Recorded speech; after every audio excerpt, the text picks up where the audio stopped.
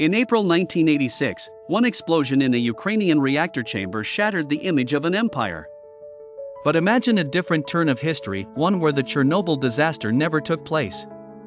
No meltdown. No radioactive cloud. No public reckoning. In this alternate timeline, the Soviet Union avoids its most symbolic failure at the very moment it needed credibility the most, and history bends in a far more controlled, authoritarian direction. From a historian's perspective, Chernobyl was not merely a nuclear accident, it was a crisis of legitimacy. It exposed secrecy, incompetence, and moral decay inside the Soviet system. Remove Chernobyl, and the USSR's collapse is no longer sudden or inevitable. Instead, decline becomes managed, delayed, and ultimately redirected. In this reality, the 1986 reactor test is postponed or safely aborted. Design flaws are identified quietly and corrected internally. The world never sees burning graphite on television. Soviet nuclear credibility remains intact, and public trust erodes slowly rather than catastrophically. Mikhail Gorbachev still pursues perestroika and glasnost, but without the shock of disaster, reforms appear hesitant and weak, too much openness, too little control. That hesitation proves fatal for Gorbachev himself. By the late 1980s, party elites, the military, and the security services increasingly view him as incapable of preserving state authority. Boris Yeltsin rises as a more forceful alternative, arguing that reform without strength invites dissolution. Gorbachev is eventually pushed out through a managed political eviction rather than collapse.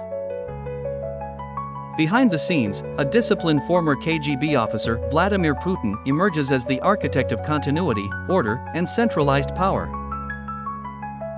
Internationally, the Warsaw Pact weakens but does not disintegrate. Poland and Czechoslovakia distance themselves politically and economically, negotiating autonomy while remaining formally aligned. Hungary follows. Moscow tolerates this partial separation, choosing influence over tanks. The Soviet leadership learns a crucial lesson: retreat selectively, not everywhere. Crucially, the Baltic states, Estonia, Latvia, and Lithuania, do not break away. Without Chernobyl to unite environmental outrage with nationalism, independence movements lack a decisive trigger. Central Asia remains firmly embedded in the Soviet system, bound by energy infrastructure, security dependence, and economic integration. The USSR evolves into a strong core federation with flexible outer rings, not a shattered union.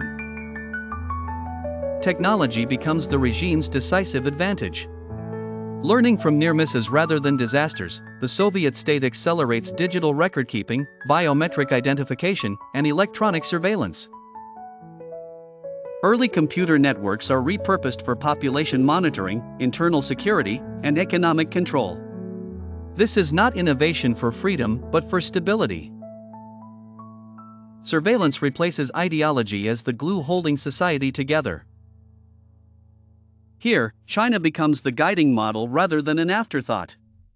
Soviet planners openly study Beijing's approach: market reforms without political liberalization, prosperity without pluralism, technology without transparency. The USSR is no longer trying to catch up to the West, it is competing with China as a parallel authoritarian modernizer.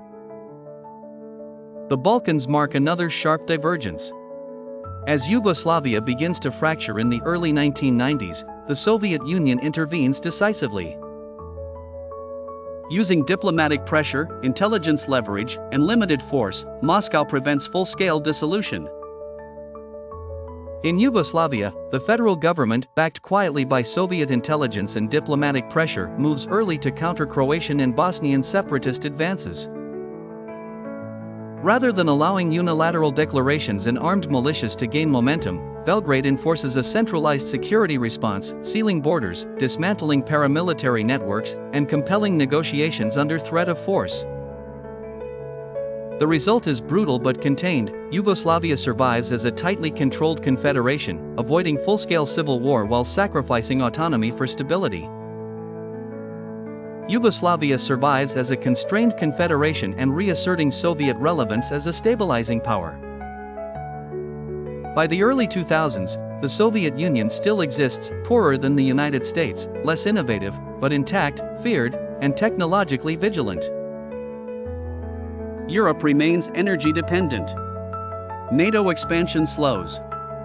Global power settles into a renewed bipolar order, the West on one side, and a Sino-Soviet-style model of controlled modernity on the other. Chernobyl's absence does not make the USSR kinder or freer. It makes it resilient. And that leaves the final, unsettling question of this timeline: without Chernobyl, did the Soviet Union fail, or did it simply learn how to survive? Please let us know your thoughts in the comments.